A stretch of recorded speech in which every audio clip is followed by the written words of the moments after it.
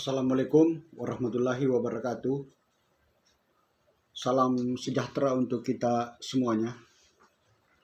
Salam sehat untuk Indonesia.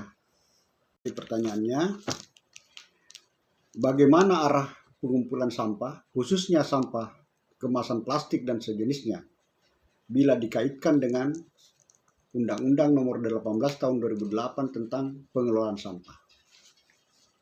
Jadi sebenarnya begini ya,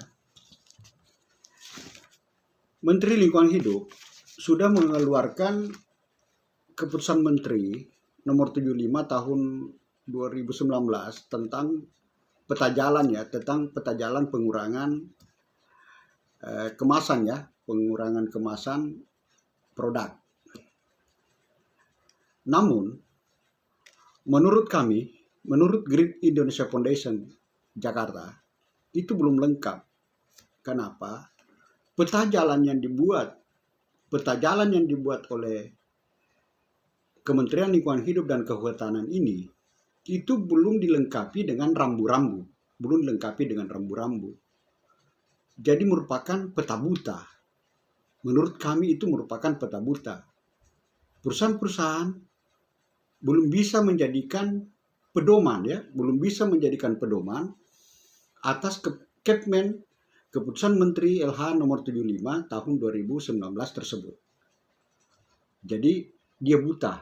Itulah sampai sekarang masing-masing perusahaan bergerak. Itu semua keliru. Tidak bisa. Jadi dia harus berkolaborasi ya. Dia harus satu kesatuan yang utuh yang dikomandoi oleh pemerintah. Nah, ini tidak bisa secara parsial.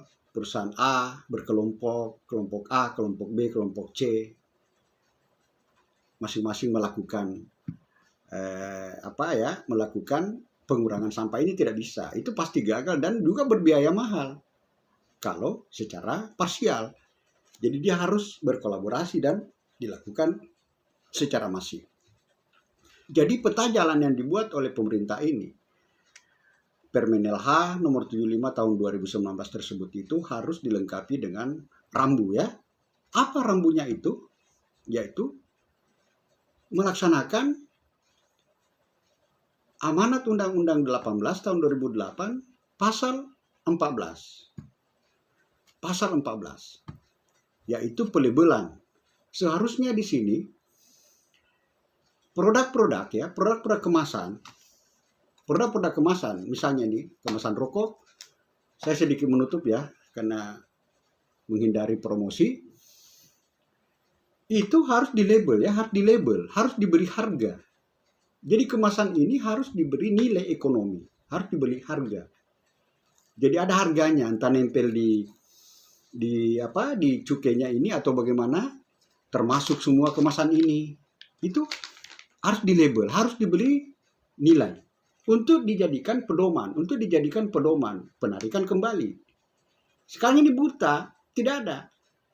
Jadi bila mana semua produk-produk ini diberi nilai, ya nilai ekonomi dan seterusnya, itu tidak akan menjadi sampah nanti, tidak akan menjadi sampah. Termasuk mie instan dan sebagainya. Mie instan ada kemasan besarnya, ada kemasan sachet kecil untuk bumbunya di dalam. Semua itu harus diberi label ekonomi. Jadi bukan label teknis. Yang ada sekarang ini sudah ada sebagian seperti botol mineral ya, air mineral itu sudah ada labelnya. Itu label teknis. Jadi seharusnya ada label ekonomi. Tergantunglah nanti pemerintah entah membagi dua seperti misalnya kemasan plastik bisa didaur ulang BDU atau layak didaur ulang. Jadi layak didaur ulang itu yang punya nilai ekonomi dan yang bisa didaur ulang itu nilai ekonominya rendah. Nah, itu bisa dibagi dua. Jadi istilahnya pembayaran EPR-nya yang layak didaur ulang itu agak rendah, sementara yang BDU bisa didaur ulang itu pembayaran EPR-nya itu dia lebih tinggi. Ya, itu yang terjadi di luar negeri. Jadi luar negeri umumnya membagi dua saja.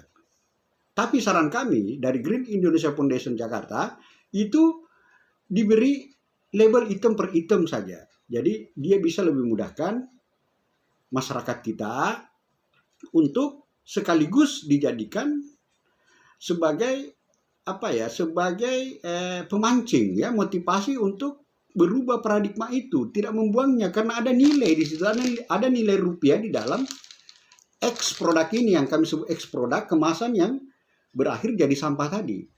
Jadi ada nilai ekonominya di situ. Nah, sementara pasal 15 tadi itu yang menjadi kewajiban perusahaan untuk menarik kembali kemasannya, itu mereka juga tidak bisa jalankan. Perusahaan tidak bisa jalankan. Kenapa? Karena pasal 14 belum dilaksanakan. Belum ada standar. Jadi harus distandarkan. Makanya lintas stakeholder, pemerintah, lintas menteri lembaga, begitu pula perusahaan-perusahaan berkemasan, lembaga swadaya, perguruan tinggi, itu duduk bersama meramu pasal 14 ini. Selanjutnya diserahkan kepada DPR untuk disahkan. Keputusan apa yang diambil? Entah kita bagi seperti luar negeri, LDU, BDU, ataukah diberi item per item, terserah. Apa menjadi keputusan bersama. Sementara juga perusahaan tidak usah ragu. Kenapa? Di dalam Undang-Undang 18 dan penjelasannya di PP 81 2012 tentang pengolahan sampah rumah tangga dan sampah sejenis sampah rumah tangga itu, bukan Anda yang membayar ini, bukan Anda yang membayar EPR. Tapi nilai EPR itu dimasukkan di dalam mekanisme harga. Berarti yang membayar EPR itu adalah konsumen, adalah masyarakat. Hanya saja karena EPR ini dibayar di depan, maka disinilah peran Anda menalangi dulu ke pemerintah. Jadi EPR itu nggak bisa sembarang. Jadi dana-dana EPR itu tidak boleh dipegang oleh siapa-siapa, nggak boleh, harus pemerintah. Jadi bersamaan produk Anda turun, perusahaan turun ke konsumen, ke bawah, bersamaan juga ada penyetoran dana EPR itu ke pemerintah. Nanti Anda tarik dananya Anda pada saat nanti Anda jual. Nah, di sini mekanismenya karena ada nanti barang retur dan sebagainya, expired dan sebagainya. Inilah yang harus dibuatkan sebuah pola, sebuah sistem. Bagaimana menghitung, mengetahui sisa produk yang expire, yang kembali retur dan sebagainya. Nah, ini yang harus kita pahami. Itulah peta jalannya sebenarnya. Yang menjadi pertanyaan teman tadi itu adalah arah pengumpulannya. Jadi memang pasal 14 harus dilaksanakan untuk menjadi pedoman pelaksanaan pasal 15. Pasal 15 ini adalah merupakan sumber dana untuk pengelolaan sampah. Jadi sebenarnya kita tidak perlu pusing tentang tidak adanya dana sebenarnya. Jadi tinggal kita melaksanakan amanat pasal 14, memberi label ekonomi, lalu dari dasar itu mendapatkan dana untuk pasal 15. Jadi itu putarannya. Jadi diserahkan kepada pemerintah. Pemerintah nanti menyerahkan kepada dana itu kepada pengelola sampah di bawah. Entah bagaimana sistemnya nanti pengelola sampah di bawah. Yang pasti dana tadi yang ditalangi oleh perusahaan ini akan diserahkan kepada siapa yang menangkap sampah ini.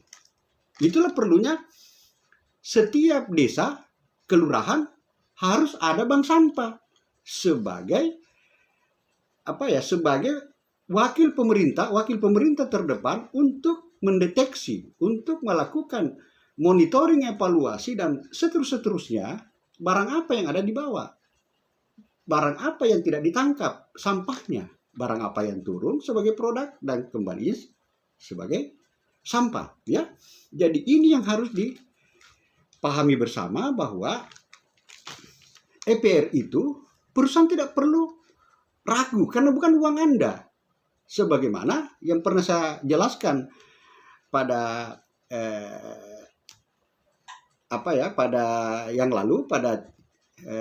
video yang lalu, bahwa apa yang dimunculkan teman itu yang disebut ESR, Extended Stakeholder Responsibility, sebenarnya sama saja EPR tadi.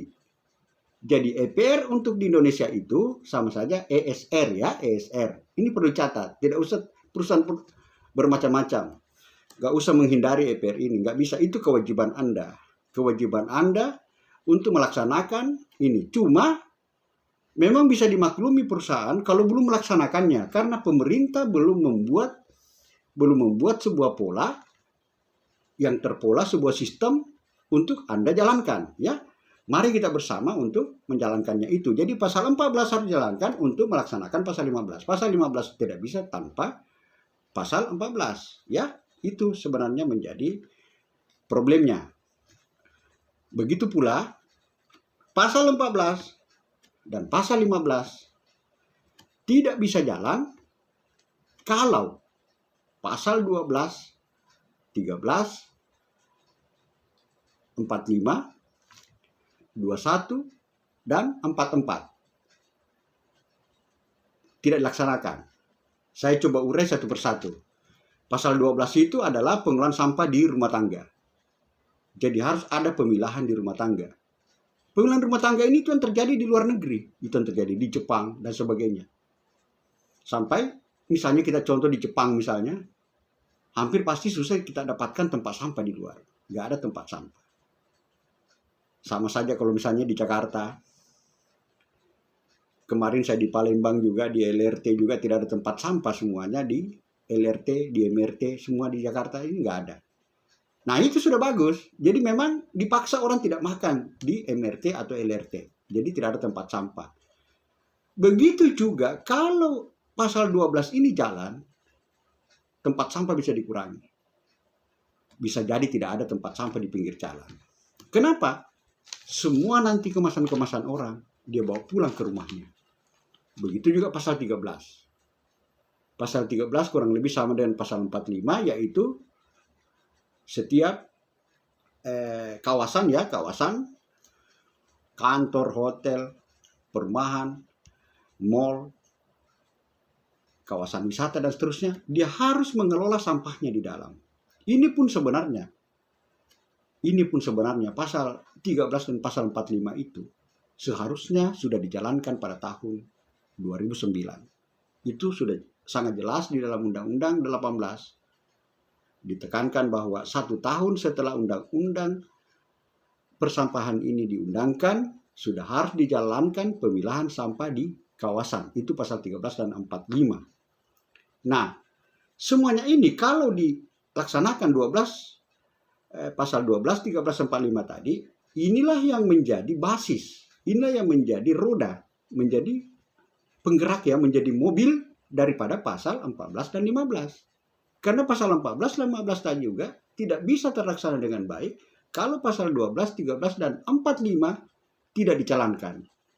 Jadi di sini sebenarnya pemerintah harus secara masif membentuk bank sampah atau pengelola sampah di setiap desa, kelurahan. Tidak usah terlalu pusing, bank sampah atau pengelola sampah, cukup dengan perdes saja, peraturan desa saja. Nah, pengelola bank sampah ini harus difasilitasi mereka. Saya juga sudah jelaskan pada video sebelumnya, silakan saya sudah rekomendasi di atas di sini, silakan dibaca. Jadi artinya pemerintah harus secara masif membentuk bank sampah atau pengelola sampah di setiap desa. Itu yang kami sudah contohkan di Wonosobo, di kawasan Dieng itu di sana, itu berdasarkan perdes. Selanjutnya pemerintah juga membuat aturan-aturan yang jelas pasal 14 tadi untuk pelaksanaannya pasal 15. Nah, pada pasal 14 dijalankan dan mendapat uang di pasal 15 tadi, inilah dasar untuk melaksanakan pasal 21 insentif. Pasal 21 insentif ayat 1 poin A. Jadi setiap pengelola sampah itu yang mengurangi sampah, yang mengurangi sampah harus mendapat insentif.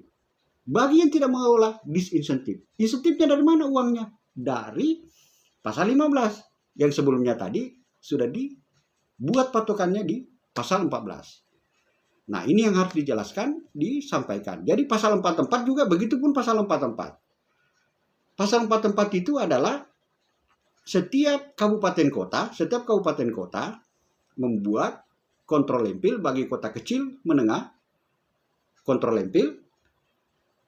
Kota besar metropolitan dan megapolitan Jakarta membuat sanitary landfill, itu ada di peraturan Menteri PU nomor 3 2013 ya, bisa dibaca di situ. Itu harus membuat kontrol landfill untuk kota kecil menengah dan sanitary landfill untuk kota besar metropolitan dan megapolitan Jakarta.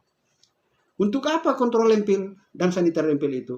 Untuk menarik residu yang tidak dikelola tadi di pasal 12, 13 dan 45. Sekitar mungkin ada sampai 5-10% residu yang dibawa ke kontrol landfill, sanitary landfill tadi. Namun pemerintah daerah yang bertetangga sebaiknya regionalisasi saja. Jadi demi pengiritan anggaran pembangunan TPA kontrol landfill dan sanitary landfill, bagi yang belum ada TPA-nya, diregionalisasi saja, bergabung di kabupaten kota terdekat untuk regionalisasi.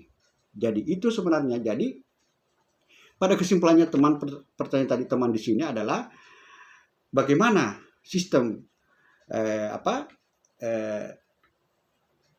menghadapi sampah ke depan.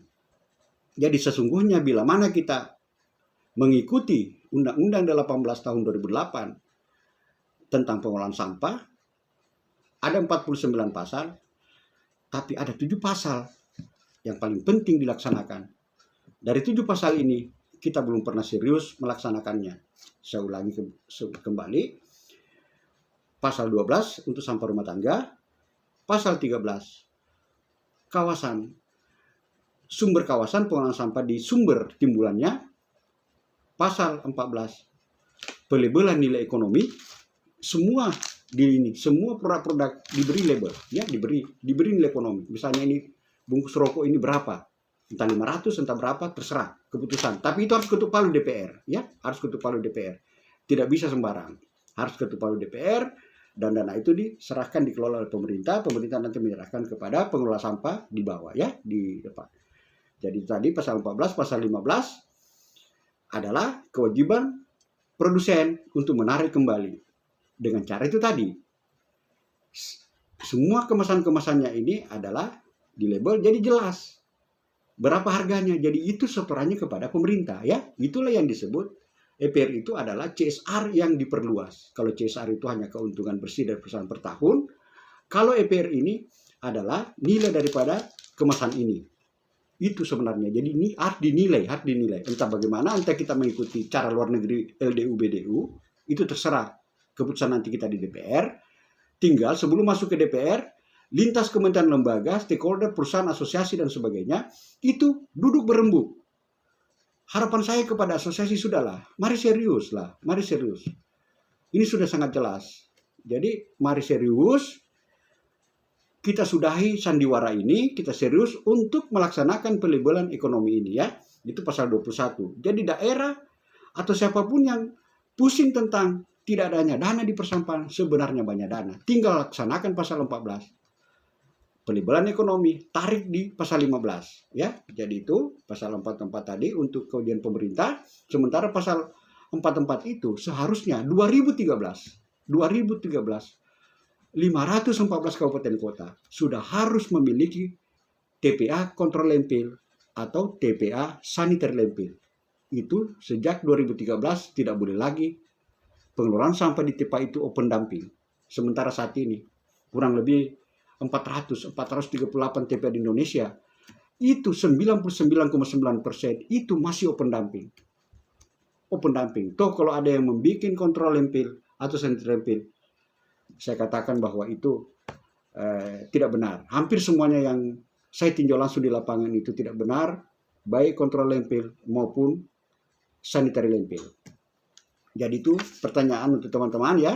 Bila masih belum jelas, nanti saya akan jelaskan lagi kalau belum jelas tadi dengan pertanyaan tadi. Tapi saya rasa hampir pasti pertanyaan itu sudah terjawab, ya. Terjawab bagaimana arah pengumpulan sampah. Jadi pasal 14 harus dilaksanakan pelabelan nilai ekonomi. Semua produk-produk harus diberi label ekonomi. Untuk tahap pertama makanan dan minuman, dan selanjutnya nanti kepada elektronik, kepada sampai pesawat terbang sebenarnya ya, semuanya itu harus diberi label ekonomi yang berpotensi menjadi sampah.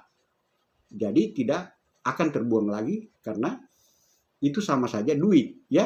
Jadi itu makanya sebagai kesimpulan kepada seluruh stakeholder, 16 kementerian lembaga yang ada di dalam Perpres 97 2019 ya, 2017, mohon maaf, itu mari kita bersatu, mari kita sudahi sandiwara ini untuk duduk bersama, menjalankan Jaktranas persampahan kepada Presiden Jokowi. Tolong turun ke bawah ini, tolong melakukan monitoring evaluasi di dalam rangka pelaksanaan Undang-Undang 18 tahun 2008. Ini sudah hampir jenuh ini Pak Jokowi ini ya. Tidak pernah ada solusi, hanya berputar-berputar saja. Karena kelihatannya pemerintah menyerahkan kepada perusahaan untuk mengatur sendiri. Itu tidak bisa. Harus pemerintah sebagai sentral, sebagai leading sektor ya, untuk mendudukkan semua yang berkepentingan untuk menyelesaikan persoalan ini.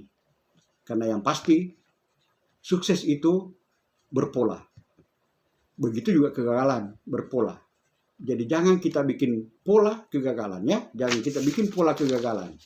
Itu intinya. Jadi mari kita menyelesaikan persoalan sampah ini, membuat pola, membuat sebuah sistem yang benar untuk mencapai tujuan kita pada tahun 2025, Indonesia bersih sampah. Demikian saya sampaikan. Bagi yang belum jelas silahkan tulis komentar di bawah atau bisa kontak melalui WhatsApp. Ada juga nomor telepon yang tertulis di deskripsi di bawah. Dan silakan juga baca, ada link-link semua, link berita, link tulisan-tulisan saya akan saya tulis di deskripsi di bawah. Demikian saya sampaikan, lebih dan kurangnya ya mohon maaf. Untuk pertanyaan-pertanyaan berikut, insya Allah akan saya jawab melalui YouTube. Saya akan jawab supaya jelas, tidak terjadi kesimpang siuran. Dan bila yang sudah saya jawab belum puas, silakan tulis di komentar lagi ya, di bawah ini. Demikian, salam sehat semuanya. Assalamualaikum warahmatullahi wabarakatuh.